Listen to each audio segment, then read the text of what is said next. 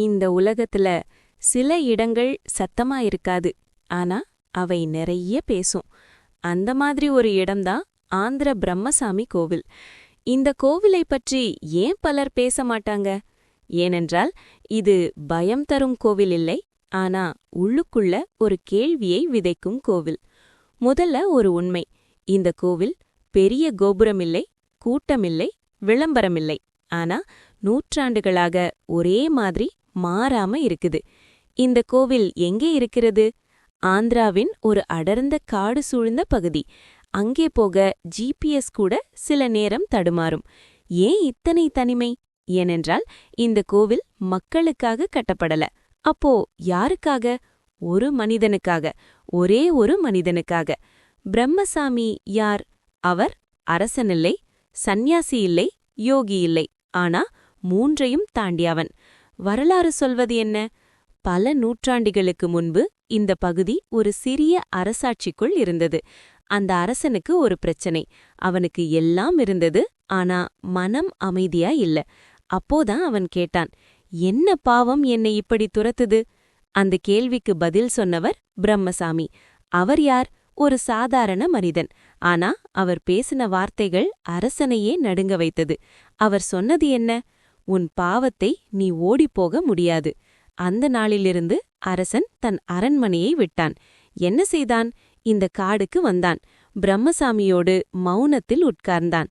மௌனம் ஏன் முக்கியம்? இந்த கோவிலின் முதன்மை விதி அதிக சத்தம் கூடாது. ஏன்? ஏனென்றால் பிரம்மசாமி வார்த்தைகளில் உண்மையை சொல்லவில்லை, மௌனத்தில் உணர வைத்தார். கோவில் உருமான விதம். பிரம்மசாமி இங்கே தவம் செய்தார். எவ்வளவு காலம்? யாருக்கும் தெரியாது. அவர் இறந்தாரா? இல்லை, அவர் மறைந்தார். அந்த இடத்தில் என்ன நடந்தது? ஒரு நாள் அவர் இருந்த இடத்தில் ஒரு வெள்ளை ஒளி. மக்கள் என்ன செய்தார்கள்? பயமில்லை, பணிவு. அங்குதான் ஒரு சின்ன சன்னதி. கோவிலின் விசேஷம், இந்த கோவிலில் மணி இல்லை, மேளமில்லை, ஆரவாரம் இல்லை. பூஜை எப்படி? மௌன பூஜை. பூஜை செய்யும்போது பூஜாரி கூட மிக குறைவாதான் பேசுவார். முதல் மர்மம், தூங்காத தீபம். இந்த கோவிலில் ஒரு தீபம். அது எப்போ ஏற்றப்பட்டது? யாருக்கும் தெரியாது. அது அணைந்ததா? இல்லை, ஒரு நாளும் இல்லை. அறிவியல் என்ன சொல்கிறது? எண்ணெய், காற்றா? ஆனா நூற்றாண்டுகள் ஒரே ஜுவாலை. இரண்டாவது மர்மம், இரவில் கேட்கும் ஒலி. பலர் சொல்றாங்க, இரவு நேரத்துல மௌனத்துல ஒரு காலடி சத்தம். யாருடையது? யாரும் பார்க்கதில்லை. பயமா? இல்லை, ஒரு கண்காணிப்பு மாதிரி. மூன்றாவது மர்மம், பொய் சொல்ல முடியாத இடம். இந்த கோவிலில் பொய் சொல்ல முயன்றவர்கள். என்ன நடந்தது? மனம் தடுமாறியது. சிலர் சொல்வது, வார்த்தை வெளியே வரல. பிரம்மசாமி கடவுளா? இல்லை, அவர் மனிதன். அப்போ ஏன் கோவில்? ஏனென்றால் அவர் மனிதன் எப்படி தன்னை நேர்மையாக பார்க்கணும் என்று காட்டினார். கர்மா இந்த கோவிலின் மையம். இந்த இடம் வேண்டுதல் கோவில் இல்லை. அப்போ மக்கள் ஏன் வர்றாங்க? பணம் கேட்கவா? இல்லை, அவர்கள் கேட்பது, என் மனசை நேரா பார்க்க சக்தி கொடு. பெண்கள் பற்றிய விசேஷம். இந்த கோவிலில் பெண்கள் அதிகமாக மௌனத்தில் உட்காருவாங்க. ஏன்? ஏனென்றால் இந்த இடம் கேள்வி கேட்காது, பதில் உள்ளே எழுப்பும். நான்காவது மர்மம், கனவுகள்.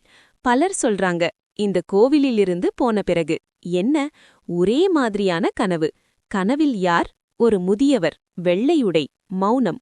அறிவியலா, நம்பிக்கையா? இரண்டுமே. ஏனென்றால் இந்த இடம் மனித மனசை மெதுவா உடைக்கும். பிரம்மசாமி என்ன சொல்றார்? வார்த்தையா?